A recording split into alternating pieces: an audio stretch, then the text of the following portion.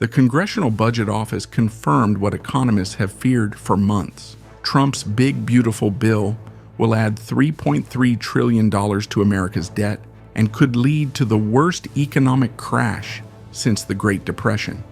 Even Elon Musk is calling it a disgusting abomination that will create crushingly unsustainable debt. When the world's richest man raises the alarm, you know things are bad.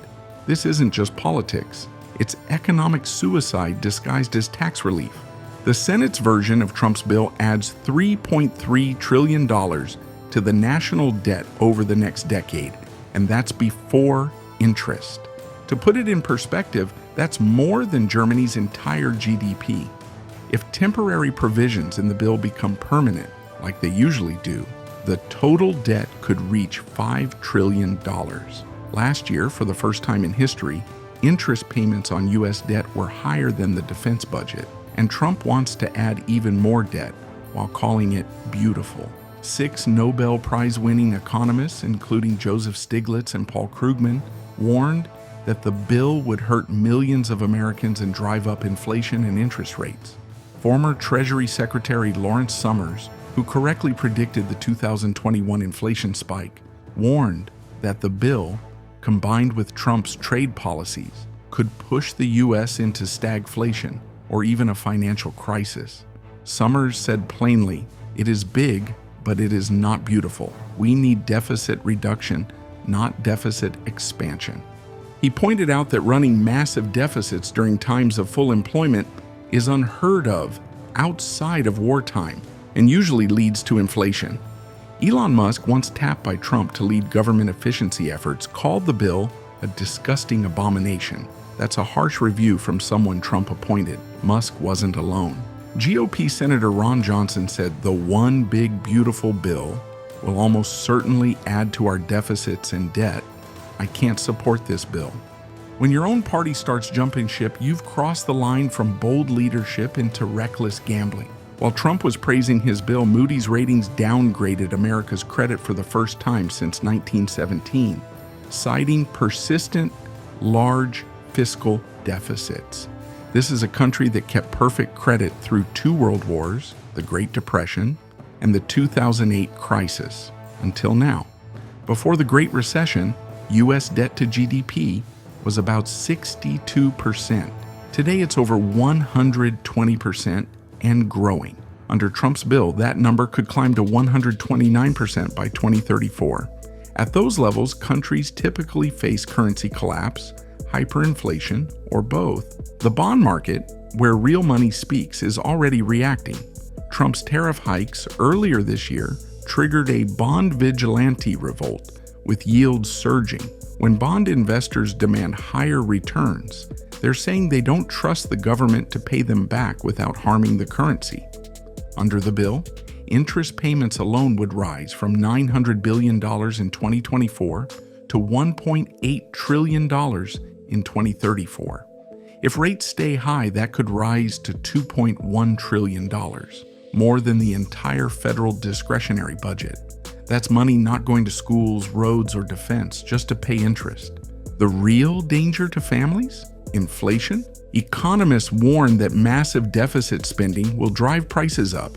Groceries, gas, rent, everything.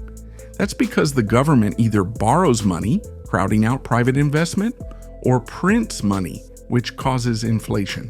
Either way, you lose. Higher treasury yields also mean higher mortgage rates. The bill that promises to help families might price them out of home ownership. It gets worse. While adding trillions in debt, the bill also slashes programs like Medicaid and the Affordable Care Act. By 2034, nearly 12 million Americans could lose health coverage. This isn't just budget tightening, it's cruelty dressed up as economics. Medicaid and food stamp cuts would be the largest in history. Hospitals warn that $1 trillion in Medicaid cuts could cripple our healthcare system. So tax cuts for millionaires, but no healthcare for millions. That's not fiscal responsibility. That's betrayal. The White House says the bill will pay for itself through economic growth, but the math doesn't work. Analysts say the bill would add only 0.5% to GDP over 10 years, far too little to cover a $3.3 trillion cost. Even using optimistic projections, growth would offset just 22% of the tax cuts. You can't cut $4 trillion in taxes and pretend 22% recovery makes it break even. This bill front-loads the costs and backloads the savings. Nearly 3/4 of the deficit impact will hit in the first 4 years. That's a classic political trick: hand out tax cuts now, promise spending cuts later, and never deliver. If history is a guide, those temporary tax cuts will be made permanent. That means the real fiscal damage is likely worse than projected. Wall Street is already pricing in disaster. Higher interest rates would crash the stock market and make government bonds more attractive. That would hurt Americans' 401ks and retirement plans. Higher mortgage rates would freeze the housing market. A weaker stock market makes it harder to save for college, emergencies, or retirement. A real debt crisis would force a grim choice: print more money and risk hyperinflation, or slash spending and trigger a recession. America's mountain of debt is casting a shadow over our ability to respond to the next emergency. During COVID and the 2008 crash, we borrowed heavily to survive. In the future, we might not have that option. If another pandemic or global crisis hits, we could be broke before we even start. Since January, the dollar's value has dropped, another red flag. Meanwhile, 5 Republican fiscal hawks joined Democrats to oppose the bill. 4 more voted present to keep it alive but refused to endorse it. Representative Chip Roy put it best: "We can and must do better before we pass the final product." Translation: this bill is a mess, but party loyalty is forcing it forward. Despite all this, the White House insists the bill will save $1.6 trillion. But every independent analysis shows $3.3 trillion in new debt. Calling that savings isn't optimism, it's delusion.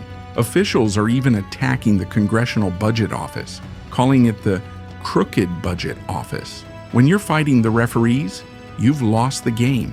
They claim the bill will generate $2.6 trillion in new revenue. But even if that were true, which most economists deny, it wouldn't cover both the tax cuts and the added spending. The most chilling warning comes from Lawrence Summers, who says we're heading toward stagflation, a toxic mix of inflation and a stagnant economy, just like in the 1970s. In stagflation, paychecks shrink while unemployment rises. It's economic pain for everyone, except the rich. The bill will also widen the wealth gap. It slashes safety net programs while giving tax breaks to the wealthy. It's a blueprint for inequality. Fiscal experts say this bill is another nail in America's economic coffin. We're not facing a distant crisis. We're staring at one that could hit within years. Once a country loses control of its debt, it rarely recovers without painful austerity and decades of hardship. Trump's big, beautiful bill isn't just bad policy. It could mark the end of America's economic leadership.